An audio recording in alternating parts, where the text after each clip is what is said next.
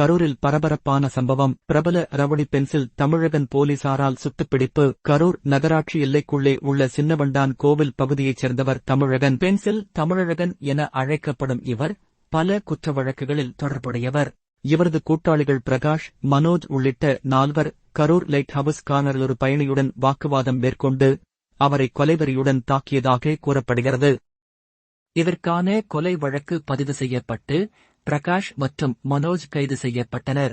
ஆனால் தமிழகன் மட்டும் தப்பியோடினார். இதையடுத்து போலீசார் அவரை தீவிரமாக தேடிய நிலையில் கரூர் சேலம் தேசிய நெடுஞ்சாலையின் மேம்பாலம் அருகே நேற்று இரவு தமிழகனை கைது செய்ய முயன்றனர். அந்த வேளையில் தமிழகன் போலீசை தாக்க முயன்றதால் கரூர் நகர காவல் ஆய்வாளர் மணிவண்ணன் துப்பாக்கியால் அவரது வலது கால் முட்டிக்கீழ் சுட்டார். தமிழகன் தற்போது கரூர் அரசு மருத்துவமனையில் சிகிச்சை பெற்று வருகிறார்.